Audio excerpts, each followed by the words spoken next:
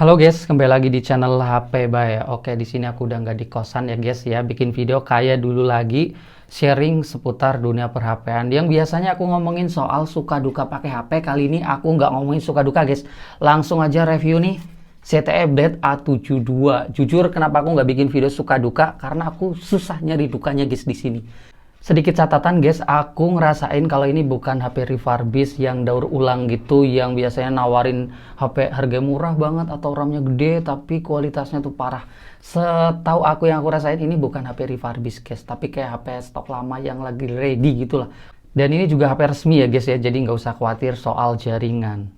Ngomongin ketersediaan dulu guys, HP ini memang udah nggak ready di official store ya. Sekarang yang di official store ZTE-nya itu bukan seri ini udah sold out.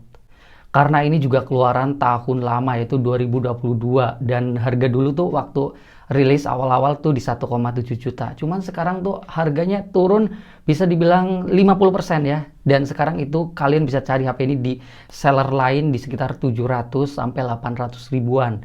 Ya, ada dua varian, RAM 3GB, internal 64, ada juga yang internal 128. Tapi RAM-nya tetap 3GB. Tapi jangan lihat RAM dulu guys untuk HP ini. Coba deh simak bener-bener video ini. Oke guys, pertama ngomongin dulu pada bagian desain dan bodinya. Cuman di sini kalau aku boleh jujur memang desainnya nggak kekinian ya. Alias ini memang desain-desain agak lampau dikit lah. Ya di era-era 2022 memang kayak gini guys. Punya sentuhan modul kamera yang bisa dibilang agak kuno gitu. Karena sekarang tuh trennya boba. Tapi buat orang yang males dengan HP-HP Android murah yang mencoba seperti iPhone boba gitu. Tapi jatuhnya agak norak juga.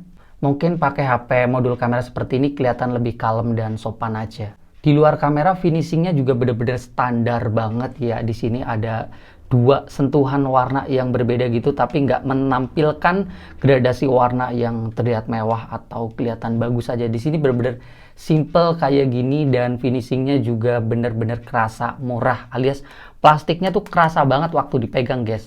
Dari backdoor sampai ke frame-framenya di tepi ini juga dari plastik nyatu gitu. Jadi framenya pun ini nggak ngotak ya. Ya jadi kelihatan memang masih jadul, HP zaman sekarang kan ngotak semua. Terus finishingnya juga kelihatan sederhana banget dan simple banget, garis-garis doang kayak gini. Dan ada bagusnya sebenarnya di sini tuh ada tekstur dan gak licin. Pakai HP ini tanpa casing pun aku berasa nyaman pegangannya. Karena nggak ngotak jadi gripnya enak. Terus karena ada teksturnya juga nggak licin sama nggak bercak sidik jari gitu. HP-nya jadinya nggak gampang kucel. Cuman pada bagian lain di sini juga ada kurangnya yaitu HP-nya berat guys di 214 gram. Jadi bukan HP yang tipis slim, di sini memang kelihatan berat gitu. Cuman desain kalian bisa nilai lah. Kalau aku tuh mungkin agak kurang suka, tapi aku suka banget dengan pegangannya yang nyaman. Sedikit catatan pada bagian bodinya juga punya fingerprint yang sudah di samping dan ini keren ya 800.000 guys dan performanya juga bisa dibilang kenceng. Selanjutnya yang kedua pada bagian layarnya. Wah ini layarnya bener-bener aku tuh kayak kerasa suka banget guys. Ngomongin speknya dulu di sini memang masih dari IPS LCD. Resolusi aku baca di sini 720p meskipun di GSM Arena keterangannya tuh 1080p dan ada bagusnya di sini udah punya refresh rate 90 Hz. Untuk model layarnya di sini masih water drop, memang bukan yang pansol gitu, tapi untuk ini kamera depannya bentuknya sedikit kayak Infinity U, bukan yang Infinity V yang gede gitu. Di sini kelihatan lebih tipis kecil gitu dan bezel samping kanan kiri atas juga aku rasanya nggak setebel HP lain di kelas harganya gitu. Sedangkan untuk kualitas yang aku rasakan bener-bener puas banget guys. Warna yang ditampilin jujur aja aku ngerasa ini bukan HP ratusan ribu atau 1 jutaan. Warnanya berasa cukup keluar dan gonjreng gitu, pekat. Dan ini juga untuk ketajamannya aku kayak rada kurang percaya ini 720p guys. Kayak rasa-rasa 1080p guys, asli tajem. Layarnya juga berasa cukup rapat gitu guys. Kalau di GSM Arena keterangannya 300-an ppi, tapi speknya di sini keterangannya masih di 270 atau 60-an ppi guys. Terus untuk brightness layarnya juga tergolong cukup terang. Bahkan itel P55 atau Tecno Spark 20C aku udah compare dengan HP ini lebih enak di sini, terang di sini guys. Terus view angle-nya kalau dilihat dari serong-serong juga berasa nggak ngeredup banget gitu. Terus untuk gerak-gerik layarnya nih guys, ini kan punya refresh rate 90 Hz. Bagus banget di sini refresh rate-nya. Aku jujur nggak ngerti settingannya di mana di sini, tapi kalau mau settingan yang refresh rate hemat atau 60 Hz aja, kalian bisa pakai yang namanya mode power saver gitu. Untuk ngehemat mungkin di situ tuh bisa di-setting jadi 60 Hz doang. Tapi kalau nggak diaktifin fitur ini, refresh rate-nya tuh adaptif. Bagus banget. Bagusnya di sini aku bisa dibilang ini buat scrollingnya tuh feel-nya bener-bener refresh rate tinggi guys. Licin gitu. Bahkan kalau di compare dengan HP 1 jutaan yang lain yang punya refresh rate yang sama, aku ngerasain masih mulus di sini guys. Terus ini juga jalan di banyak aplikasi kayak TikTok, kayak YouTube, Facebook, Shopee, Instagram tuh jalan dan adaptif. Alias kalau scroll refresh rate tinggi, kalau berhenti refreshnya juga turun. Jadi bakal enak di baterainya, nggak nguras banget gitu guys. Terus aku juga suka dengan kacanya. Aku nggak ngerti sih. Di sini aku cek soalnya belum ada pengaman layar atau kayak Corning Gorilla Glass gitu. Cuman aku coba-cobain kok kacanya ini untuk gerakannya, untuk apa sentuhannya kok tergolong licin ya. Bukan kaca kayak HP murah gitu.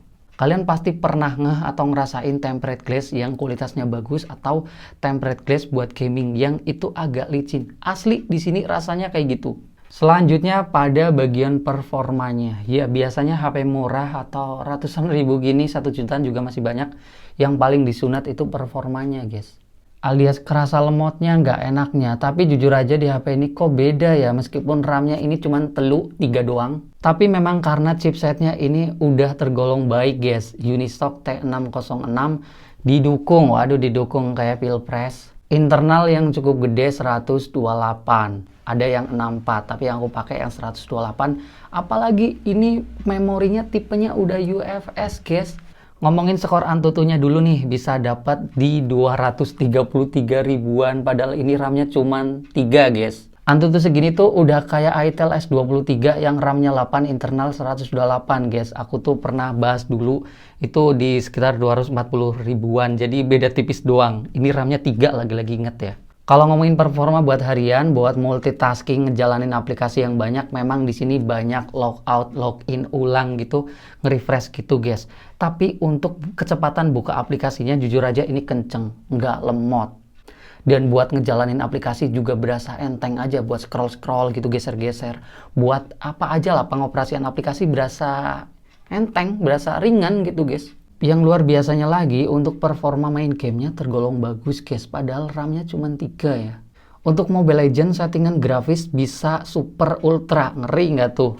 Nggak ada nge-lag atau frame drop yang mengganggu, bahkan aku tuh iseng-iseng aja di HP ini aku latihan Hero Funny guys, karena memang bisa buat case track kabel. Di sini kalau kabelnya patah-patah itu bukan dari HP-nya, tapi memang aku masih latihan. Intinya masih bisa aku coba-cobain pakai Hero Fast Hand kayak gini.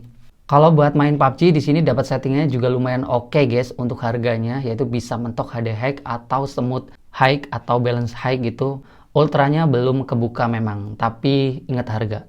Aku juga ingetin kalau buat main ini tergolong lancar dan buat nembak, geser-geser map, ya enak aja gitu, licin dan garcep, nggak berasa patah-patah atau berat. Selanjutnya pada bagian kameranya. Ini kameranya memiliki 3 bulatan kayak lensanya banyak gitu. Tapi yang asli ini cuman yang kepake maksudnya ya satu aja, yaitu kamera belakang 13 megapiksel dan kamera depannya 5 megapiksel.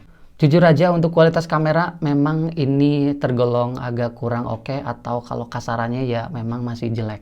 Di sini untuk foto di pencahayaan yang cukup aja, memang foto-fotonya terlihat cukup burik guys. Detailnya itu nggak tajam dan gambarnya juga berasa sedikit agak pucat.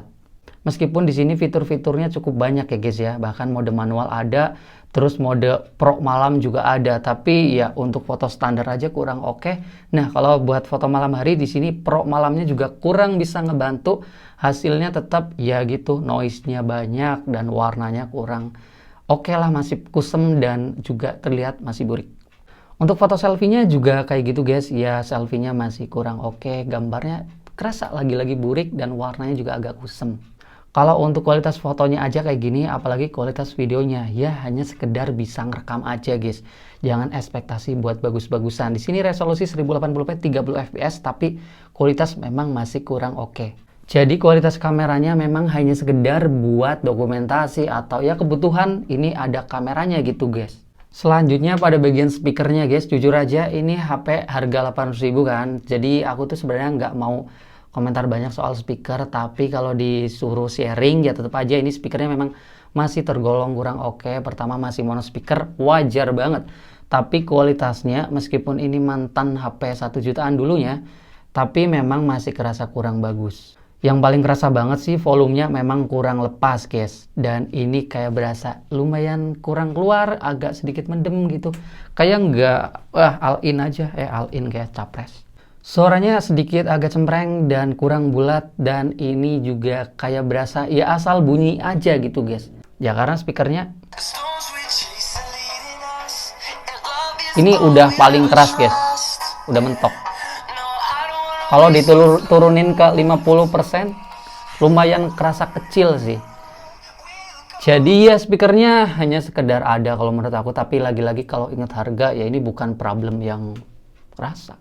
Selanjutnya ini pada bagian baterai dan chargingnya. Kalau ngomongin baterai, HP ini punya kapasitas yang tergolong lumayan ya. Maksudnya nggak 5000 mAh standar, ada lebihnya dikit, 5130 mAh.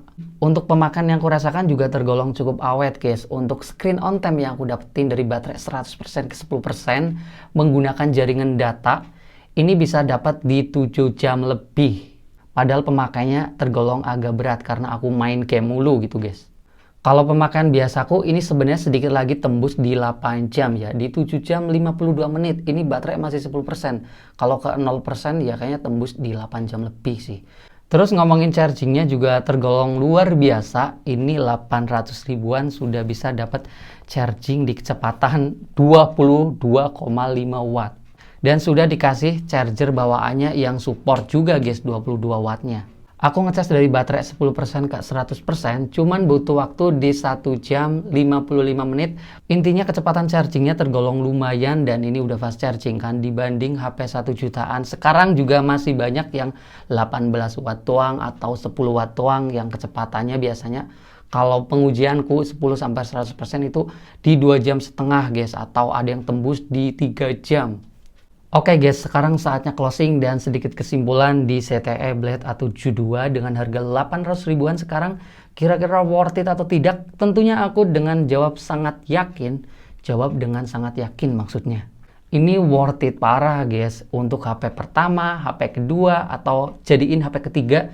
Karena modal segini dapat kayak gini ya, tadi kalian bisa lihat kelebihannya tuh. Layarnya bagus banget dan sangat memuaskan. Performanya enak buat main game juga tergolong nyaman. Baterainya awet, chargingnya kenceng. Ada fingerprintnya yang sudah di samping. Untuk internal juga ada varian 128GB. Mending ambil yang 128 aja guys, bedanya tipis. Ya paling kurangnya cuman HP ini tergolong berat, tapi didukung dengan pegangan yang nyaman. Jadi nggak berasa parah-parah banget pegangannya gitu guys. Kameranya yang asal ada, tapi harga 800 ribuan sepertinya ini bukan masalah sama sekali. Kekurangan selanjutnya ini HP lama ya yang nggak dapat update OS-nya, udah mandek tuh. Android-nya aja di sini udah mentok di Android 11. Terus HP ini juga mereknya ZTE kan, kayak bukan merek yang umum banget dan jarang HP-nya gitu. Jadi kita agak sedikit susah nyari softcase atau aksesoris atau spare part-nya nanti kalau rusak gimana gitu. Tapi bagi aku sendiri HP ini masih terlalu bagus dan worth it. Karena counternya HP ini juga agak susah guys. Itel A60s, Itel A70. HP lain paling ada tuh kayak Redmi A2. HP itu udah pernah aku cobain, tapi jujur aja masih enak di sini guys. Untuk user experience pengalamannya terlalu gila sih di harga 800 ribuan. Jadi kalau menurut aku worth it banget. Kalau menurut kalian gimana? Buat kalian yang mau nambahin keluh kesahnya pakai HP ini, suka duka semuanya, review dari kalian yang udah ngerasain, boleh guys di sharing di kolom komentar. Video sekian aja dulu, kita bakal ketemu lagi di video selanjutnya dan bye bye guys.